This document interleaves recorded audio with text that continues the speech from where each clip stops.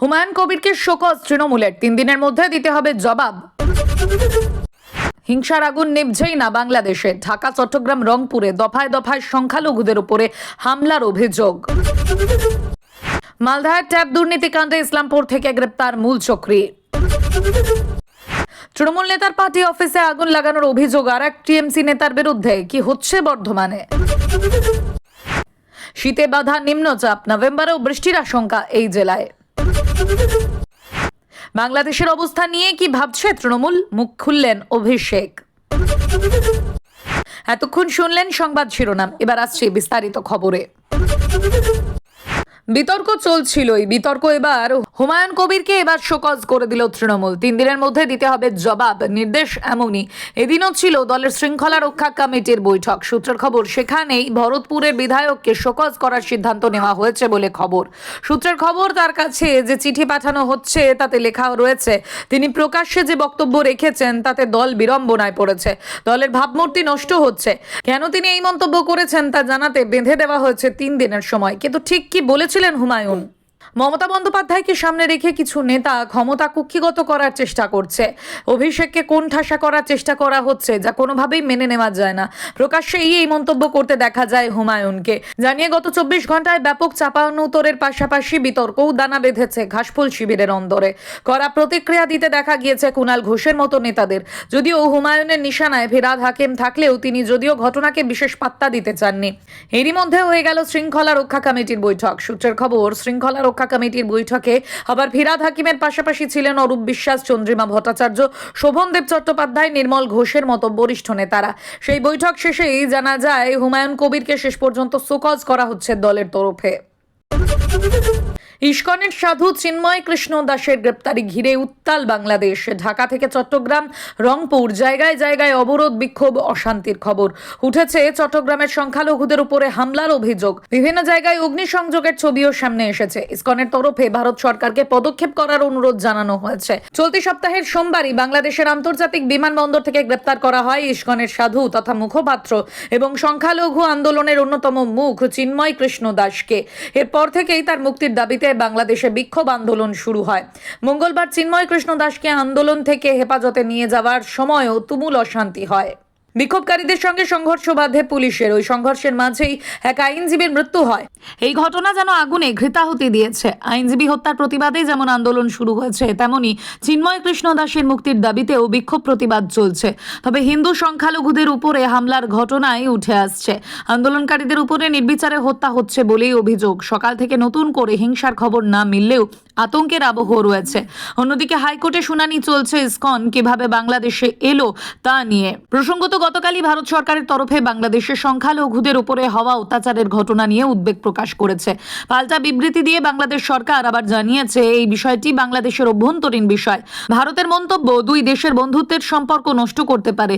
2 দেশের কূটনৈতিক সম্পর্ক কার্যত তলানিতে পৌঁছেছে। নয়াদিল্লিতে বাংলাদেশের হাই কমিশনের সঙ্গে ভারত সরকারের সম্পর্ক নেই। বাণিজ্যিক সম্পর্কও প্রভাবিত হয়েছে ব্যাপকভাবে। বাংলাদেশিদের ভিসা দেওয়ার ক্ষেত্রেও কড়াকড়ি করছে ভারত সরকার। সংসদের অভ্যন্তরেও আজ একাধিক সাংসদ বাংলাদেশের পরিস্থিতি নিয়ে উদ্বেগ প্রকাশ করেছেন। এবার হরিশ্চন্দ্রপুরের কনুয়া ভবানীপুর হাই স্কুলের ট্যাব দুর্নীতিকাণ্ডের মূল মাথা গ্রেপ্তার ইসলামপুর থেকে। সরকারি পোর্টাল হ্যাক করে একাধিক এটিএম এবং সিম কার্ড ব্যবহার করে দুর্নীতি করা হয়েছে। তদন্তে উঠে এসেছে বিস্ফোরক তথ্য। আরো 2 জন যুক্ত দাবি, ধৃতের সোর্সের মধ্যেই ভূত থাকার সম্ভাবনা। মুখে কুলুপ প্রধান শিক্ষকের। তদন্তে হরিশ্চন্দ্রপুর থানার পুলিশ। এবার হরিশ্চন্দ্রপুরের কনুয়া ভবানীপুর হাই স্কুলের ট্যাব দুর্নীতির অন্যতম মূল মাথাকে গ্রেপ্তার করল হরিশ্চন্দ্রপুর থানার পুলিশ। ইসলামপুর থানার পুলিশের সহযোগিতায় গ্রেপ্তার অভিযুক্ত। ধৃতের নাম মোহাম্মদ মোবারক হোসেন। তার বাড়ি উত্তর দিনাজপুরের ইসলামপুরে। ধৃতের কাছ থেকে উদ্ধার হয়েছে 95টি সিম কার্ড, 65টি এটিএম, বেশ কয়েকটি পেন ড্রাইভ, 2টি মোবাইল এবং 1টি ল্যাপটপ। উদ্ধার হওয়া জিনিস বাজেয়াপ্ত করেছে পুলিশ। মূলত মালদা জেলার যে 3টি স্কুলে ট্যাব দুর্নীতির সামনে এসেছিল তার মধ্যে রয়েছে কনুয়া ভবানীপুর হাই স্কুল। এখানে 35 জন পড়ুয়ার ট্যাবের টাকা ঢুকে যায় অন্য অ্যাকাউন্টে। এই ঘটনা সামনে আসতেই এলাকায় চাঞ্চল্য ছড়ায়। স্থানীয় এবং অভিভাবকেরা প্রধান শিক্ষক রাজা চৌধুরীর বিরুদ্ধে ব্যাপক ক্ষোভ প্রকাশ করেন। যদিও সেই সময় প্রধান শিক্ষক ক্লার্কের উপর দায় চাপিয়েছিলেন। শুরু হয় সমগ্র ঘটনার তদন্ত। হরিশ্চন্দ্রপুর থানার সাব ইন্সপেক্টর অজয় সিং, যিনি সাইবার বিভাগের কাজ করার অভিজ্ঞতা প্রাপ্ত, তিনি তদন্তের দায়িত্বভার পান। তদন্তে নেমে সামনে আসে বেশ কিছু তথ্য। বাংলা শিক্ষা পোর্টালে পড়ুয়াদের অ্যাকাউন্টের নাম্বার যেখান থেকে পরিবর্তন করা হয়েছিল সেই নম্বর ট্র্যাক করে পুলিশ। সেখান থেকে উঠে আসে ধৃতের তথ্য। তারপরে উত্তর দিনাজপুরের ইসলামপুর থানার পুলিশের সহযোগিতায় অভিযুক্তকে হেফাজতে নেয় হরিশ্চন্দ্রপুর থানার পুলিশ। এই ঘটনায় আরও কারা জড়িত রয়েছে, জাল কতদূর পর্যন্ত বিস্তৃত, সমস্ত রহস্যের কিনারার জন্য জিজ্ঞাসাবাদের স্বার্থে অভিযুক্ত ব্যক্তিকে 7 দিনের পুলিশি হেফাজতের আবেদন জানিয়ে চাঁচল মহকুমা আদালতে পেশ করে হরিশ্চন্দ্রপুর থানার পুলিশ। যদিও প্রধান শিক্ষক এই নিয়ে কোনো মন্তব্য করেননি। তৃণমূলের পঞ্চায়েত সদস্যের পার্টি অফিসে আগুন লাগিয়ে দেওয়ার অভিযোগ উঠেছে আরও এক তৃণমূল নেতার অনুগামীদের বিরুদ্ধে। ঘটনাকে কেন্দ্র করে জেলার রাজনৈতিক মহলে শুরু হয়েছে চাপানোতর। অভিযোগ, আগুন লাগিয়ে দেওয়া হয়েছে পোতনা পুরসা গ্রাম পঞ্চায়েতের সদস্য শেখ গোলাম মুর্তজা ওরফে লালনের পার্টি অফিসে। অভিযোগ উঠছে পূর্ব বর্ধমান জেলা তৃণমূল কংগ্রেসের সহসভাপতি তথা গলসি 1-এর প্রাক্তন ব্লক সভাপতি জাকির হোসেনের অনুগামীদের বিরুদ্ধে। যদিও জাকির ওই ঘরকে পার্টি অফিস বলতে নারাজ। তার অনুগামীদের বিরুদ্ধে ওঠা অভিযোগ নস্যাৎ করে তিনি দাবি করেছেন ওখানকার লোকজন নিজেরাই আগুন লাগিয়েছে, কিন্তু নাম জড়িয়ে দেওয়া হচ্ছে তার লোকজনের। এদিকে আগুন লাগার খবর পেয়ে ঘটনাস্থলে আসে দমকলের একটি ইঞ্জিন। বেশ কিছুক্ষণের চেষ্টায় শেষ পর্যন্ত আগুন নিয়ন্ত্রণে আসে, তবে হতাহতের কোনো খবর পাওয়া যায়নি। অন্যদিকে শেখ গোলাম মুর্তুজা জানাচ্ছেন, জাকির হোসেনের এক অনুগামী বিনা অনুমতিতে পঞ্চায়েতের গাছ কেটেছিল। তারা তার প্রতিবাদও করেন। পঞ্চায়েতের পক্ষ থেকে বন দপ্তরে অভিযোগও জানানো হয়। তার দাবি, সেই রাগ থেকে জাকিরের অনুগামীরা এই কাজ করেছেন। যদিও সমস্ত অভিযোগ কার্যত ফুৎকারে উড়িয়ে দিয়েছেন জাকির হোসেন। নভেম্বর শেষের পথে, এখনো জাঁকিয়ে শীতের দেখা তো মেলেইনি, উল্টে বৃষ্টির পূর্বাভাস দিল হাওয়া অফিস। আজ অর্থাৎ বুধবার অতি গভীর নিম্নচাপে পরিণত হবে ঘূর্ণিঝড় ফেনজাল, যার প্রভাবে বৃষ্টির আশঙ্কা পূর্ব ও পশ্চিম মেদিনীপুর এবং উত্তর ও দক্ষিণ 24 পরগনার মতো উপকূলের জেলায়। উপকূল ও সংলগ্ন জেলার তাপমাত্রা কিছুটা বাড়তে পারে, তবে পশ্চিমের দিকে জেলাগুলিতে তাপমাত্রার খুব একটা পরিবর্তনের সম্ভাবনা নেই। এদিকে মৎস্যজীবীদের সমুদ্রে যাওয়ার ক্ষেত্রে কার্যত নিষেধাজ্ঞা জারি করা হয়েছে। হাওয়া অফিস সূত্রে খবর, বঙ্গোপসাগরের নিম্নচাপ দক্ষিণ পশ্চিম বঙ্গোপসাগরে অতি গভীর নিম্নচাপে পরিণত। পন্ডিচেরি থেকে 640 কিলোমিটার দক্ষিণ ও দক্ষিণ পূর্ব দিকে এবং চেন্নাই উপকূল থেকে 720 কিলোমিটার দক্ষিণ ও দক্ষিণ পূর্ব দিকে তার অবস্থান। শক্তি বাড়িয়ে এই নিম্নচাপ আজই ঘূর্ণিঝড়ে পরিণত হওয়ার সম্ভাবনা।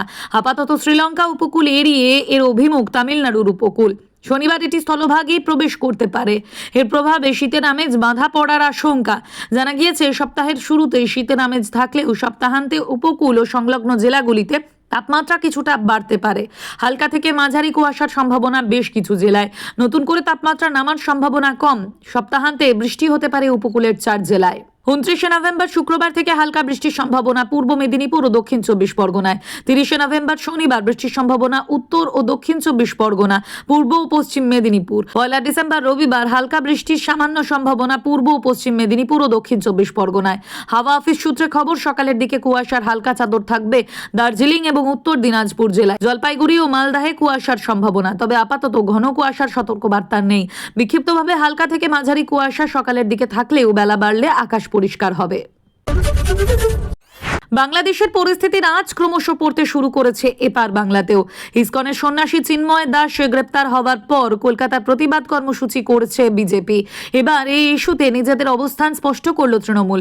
ফেরাদ হাকিম, সৌগত রায়ের মতো নেতারা ইতিমধ্যেই বাংলাদেশ ইস্যুতে মুখ খুলেছেন ও উদ্বেগ প্রকাশ করেছেন।